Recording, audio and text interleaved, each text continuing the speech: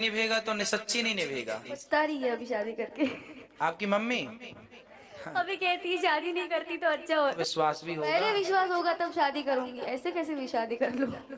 भाई जिससे शादी करेंगे विश्वास उसी पर ना करेंगे, सबसे तो विश्वास होगा नहीं सब पे। होता ही नहीं मुझे विश्वास किसी पर। सुनो मुझे ट्रस्ट नहीं है किसी पर। मुझे विश्वास होगा तभी तो शादी करूंगी ना। तो अभी शादी होने तो दो तब तो। मैं महाराष्ट्र से आई हूँ सिर्फ आपके लिए, यहाँ पे इतनी दूर से। बताइए। महाराज जी मैं संन्यास लेना चाहती हूँ। क्यों सन्यास लेना है आपको बेटा? मुझे घर परिवार पसंद नहीं है। शास्त्रों में स्त्रियों के लिए सन्यास का विधान नहीं है। तो दीक्षा ले सकते हैं? दीक्षा लेके भजन करिए। बताइए मीराबाई ने क्या सन्यास लिया था? नहीं।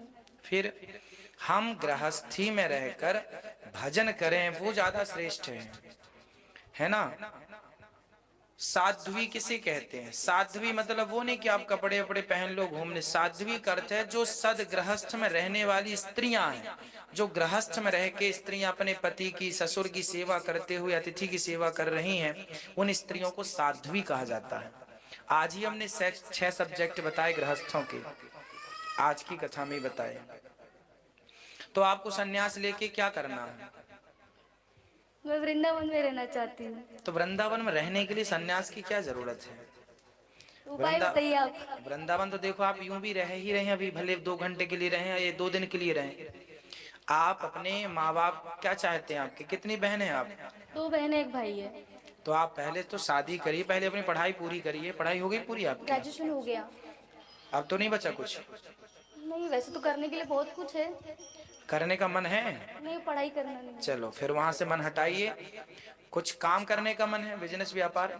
जॉब भी करती हूँ, बिजनेस भी करती हूँ। तो वहां पैसे कमाइए, वहां बढ़ाइए। पहला। दूसरा, सब करते हुए गृहस्थी जरूरी है। एक बढ़िया सा लड़का देखिए जो माँ बाप की पसंद का हो और शादी कर लीजिए और गृहस्थी में रह के भगवान का चिंतन कीजिए।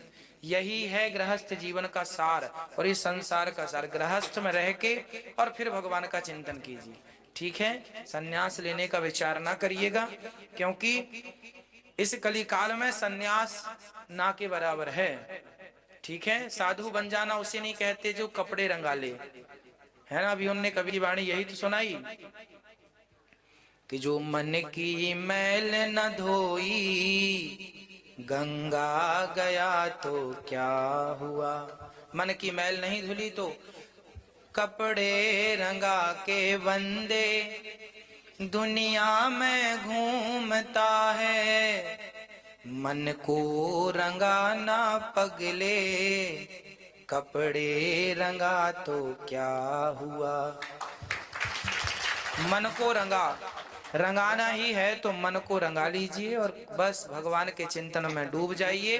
कर्तव्यों को, गोपियां भगवान का भजन तो करती थीं, लेकिन वो अपना काम पूरा करती थी। गोपियां बच्चों की सेवा, पति की सेवा, सास ससुर की सेवा करते हुए वो अपने भगवान का ध्यान करती थी। बस आपको भी पैसे कमाना है, व्यापार सफल बनाना, फिर शादी करना है, फिर गृहस्थ में रह के भगवान का शादी चिंतन। किए बिना नहीं होगा क्या? नहीं, शादी तो करनी पड़ती है बेटा। शादी जरूरी क्यों? मैं आप बताओ, शादी करना जरूरी है? तो शादी सिर्फ कर लेने से नहीं होगा, उसको निभाना पड़ेगा। मुझसे नहीं होता है निभाना शादी वगैरह, वो तो रिश्ता आप पहले निभाना से ये नहीं। सोचे बैठे हैं कि नहीं निभेगा तो सच्ची नहीं निभेगा। मुझे ट्रस्ट नहीं है किसी पर। मुझे विश्वास होगा तभी तो शादी करूंगी ना। तो अभी शादी होने तो दो तब तो विश्वास भी पहले होगा। विश्वास होगा तब शादी करूंगी, ऐसे कैसे भी शादी कर लूं। भाई जिससे शादी करेंगे विश्वास उसी पर ना करेंगे, सबसे तो विश्वास होगा नहीं सब पे। होता ही नहीं मुझे विश्वास किसी पर। सुनो, पहले के लोग ना शादी करते थे। आपकी मम्मी से पूछना कि उनने पहले विश्वास किया था कि शादी की थी। पछता रही है अभी शादी करके। आपकी मम्मी अभी कहती है शादी नहीं करती तो अच्छा होता। वो तो सब ऐसे ही बोलते हैं। वो तो आगे चल के सब फिर ऐसे आपके दादाजी और दादी जी में ऐसे ही बोलते रहे। वो तो सृष्टि का क्रम यही है, इतने ही शब्द हैं लोगों के पास। ठीक है, पर फिर भी जैसी है जिंदगी गृहस्थी, मतलब शादी करना ही पड़ेगा, जरूरी है। करना पड़ेगा। नहीं, कोई जबरदस्ती नहीं है कि आप करें, पर जो सिद्धांत है कि गृहस्थ में रहने वाला आप शादी के बिना संसार में चलेंगे ना तो जमाना आपको क्या कहेगा जानते हैं? लोग आपको ना जाने क्या क्या बातें कहेंगे। आप भले गंगा की तरह पवित्र हो, लोग तो ऐसे भी कहते हैं महाराज। नहीं, गृहस्थ जीवन में रहने वाले को नहीं कहते। गृहस्थ में पति पत्नी रहेंगे संग में, कोई उन पे आरोप नहीं है, कोई प्रत्यारोप नहीं है। ठीक है, फिर तो ना के बराबर हैं जो कहने वाले, तो फिर ठीक है।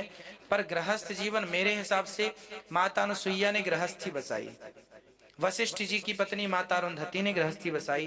क्या माता सीता ने गृहस्थी नहीं बसाई? क्या रुक्मणी जी ने गृहस्थी नहीं बसाई?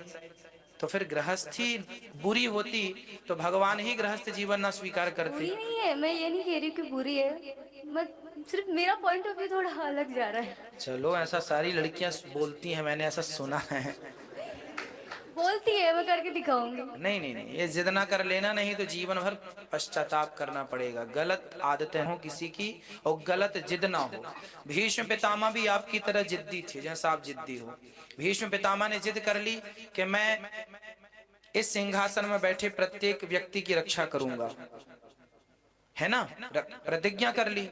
और बाद में धृतराष्ट्र बैठ गए, जबकि उनको गलत, वो ये कहना था उनको कि सही राजा होगा तो मैं रक्षा करूंगा, बुरा राजा होगा तो मैं उसका बहिष्कार करूंगा। अंत में महाभारत के युद्ध में भगवान श्री कृष्ण ने प्रतिज्ञा की थी कि मैं अस्त्र शस्त्र नहीं उठाऊंगा, पर पितामह के लिए उन्हें उठाया। तो भगवान ने अपनी प्रतिज्ञा तोड़ी थी महाभारत में। क्यों तोड़ी थी? पितामह को सबक देने के लिए कि पितामह आपने सही वक्त में अपनी प्रतिज्ञा तोड़ दी होती तो ये महाभारत ना होता। तो गलत निर्णय ना लेना बेटा, नहीं, जीवन भर पश्चाताप करना पड़ेगा। ठीक है, दीक्षा तो ले सकती हूँ ना? हाँ, दीक्षा ले सकते हैं, भगवान का चिंतन कर सकते हैं,